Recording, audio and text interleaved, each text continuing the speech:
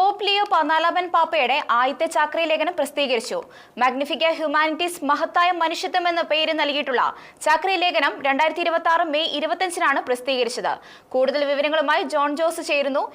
Pop Leo 14 പാപ്പയുടെ ആദ്യത്തെ ചാക്രിക ലേഖനമാണ്. കൂടുതലായിട്ടും ആർട്ടിഫിഷ്യൽ ഇന്റലിജൻസ്, അതായത് നിർമ്മിത ബുദ്ധിയെ കേന്ദ്രീകരിച്ചിട്ടുള്ള അതിൻ്റെ ഭവിഷ്യത്തുകൾ, അതിൻ്റെ നന്മകൾ, അത് എങ്ങനെയാണ് ഈ ലോകത്തിൽ ഇനി അടുത്തൊരു കാലഘട്ടത്തിൽ വരുന്ന ഭരണത്തിലും അതുപോലെ തന്നെ സാമൂഹ്യ പ്രതിസന്ധികളിലും ജീവിത രീതികളിലും പ്രത്യേകിച്ച് ധാർമ്മികതയിലും അത് ചെലുത്തുന്ന സ്വാധീനത്തെക്കുറിച്ചാണ് ഈ ചാക്രിക ലേഖനം കൂടുതലായി അത് ഉന്നമിട്ടിരിക്കുന്നത്.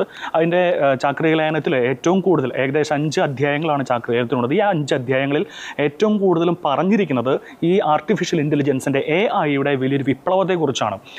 നമുക്കറിയാവുന്നതുപോലെ AI, പ്രത്യേകിച്ച് ആന്ത്രോപിക്, ഓപ്പൺ AI, അതുപോലെ തന്നെ ഗൂഗിളിൻ്റെ ജെമിനി, അങ്ങനെ പല AI-കളും ഈ കാലഘട്ടത്തിലുണ്ട്. അപ്പോൾ ആന്ത്രോപിക് AI-യുടെ കോ ഫൗണ്ടറായിരിക്കുന്ന ക്രിസ് ഓല എന്ന് പറയുന്ന സഹസ്ഥാപകൻ, അദ്ദേഹം പറഞ്ഞിരിക്കുന്നത് ഏറ്റവും വലിയൊരു പ്രധാനപ്പെട്ട കാര്യമാണ്.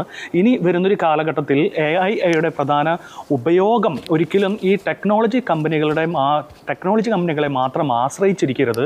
ഒരിക്കലും അതിൻ്റെ നിയന്ത്രണം അതിൻ്റെ കമ്പനി ഉടമസ്ഥയിൽ മാത്രം ആശ്രയിച്ചിരിക്കരുത്. തീർച്ചയായിട്ടും മത നേതാക്കന്മാരുടെയും അതുപോലെ തന്നെ ഗവൺമെൻറ് അധികാരികളുടെയും അതുപോലെ തന്നെ രാഷ്ട്രീയ സാമൂഹിക നേതാക്കളുടെയും കൈകളിലായിരിക്കണം എന്നാണ് പറഞ്ഞിരിക്കുന്നത്. അപ്പോൾ പോപ്പ് ലിയോ 14 തൻ്റെ ചാക്രിക ലേഖനത്തിൽ എഴുതിയിരിക്കുന്നുണ്ട്, ഒരിക്കലും AI, മനുഷ്യ നിർമ്മിത ബുദ്ധി, കൃത്രിമ ബുദ്ധി ഒരിക്കലും മനുഷ്യനെ നിയന്ത്രിക്കാൻ ഇടവരരുത്, അതായത് സബ്ജുഗേറ്റ് ചെയ്യാൻ പാടില്ല എന്നാണ് പ്രത്യേകിച്ച് പറഞ്ഞിരിക്കുന്നത്. അതിനു പകരം ഇത് മനുഷ്യനെ സെർവ് ചെയ്യാനുള്ള, കൂടുതലായിട്ട് സേവനം ചെയ്യാനുള്ള ഒന്നാണെന്നാണ് പ്രധാനമായിട്ടും പാപ്പ ഇതിൽ പറഞ്ഞിരിക്കുന്നത്. അതുപോലെ തന്നെ നമുക്ക് അറിയാവുന്നതുപോലെ പോപ്പ് ഫ്രാൻസിസ് തൻ്റെ ആദ്യത്തെ ചാക്രിക ലേഖനം, ദിവംഗതനായ പോപ്പ് ഫ്രാൻസിസ് തൻ്റെ ആദ്യത്തെ ചാക്രിക ലേഖനം ലൗദാത്തോ സി, കൂടുതലായിട്ടും പരിസ്ഥിതിയെക്കുറിച്ച് വർണ്ണിച്ചിരിക്കുന്ന ചാക്രിക ലേഖനത്തിൽ പ്രധാനപ്പെട്ട എടുത്തൊരു വാക്കാണ് ടെക്നോക്രാറ്റിക് എന്നൊരു യൂസേജ് പറഞ്ഞിട്ടുണ്ട്. ടെക്നോക്രാറ്റിക് പാരഡിയം, അതേ യൂസേജ് തന്നെ പോപ്പ് ലിയോ 14 പാപ്പ ഈ ഒരു തൻ്റെ ചാക്രിക ലേഖനത്തിൽ കടമെടുത്തിരിക്കുന്നത്. അതിൻ്റെ പ്രധാന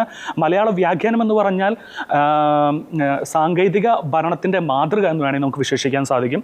ഈ ഒരു പ്രധാനപ്പെട്ട കാര്യം, ഇനി ഒരു കാലഘട്ടം ഒരു കൃത്രിമ ബുദ്ധിയുടെ ഒരു ഭരണകാലഘട്ടമായിരിക്കുമോ, അതോ മനുഷ്യനാണോ കൃത്രിമ ബുദ്ധിയെ ഭരിക്കുന്നത്, ലോകത്തെ ഭരിക്കുന്നത്, അതോ കൃത്രിമ ബുദ്ധി മനുഷ്യനെ ഭരിക്കുമോ എന്നുള്ളൊരു ചിന്താഗതിയിലാണ് വന്നിരിക്കുന്നത്. ഇതൊക്കെയാണ് കൂടുതലായിട്ട് നമുക്ക് പോപ്പ് ലിയോ 14 മാർപ്പാപ്പയുടെ ഈ ചാക്രിക ലേഖനത്തിൽ നമുക്ക് മനസ്സിലാക്കാൻ സാധിക്കുന്നത്.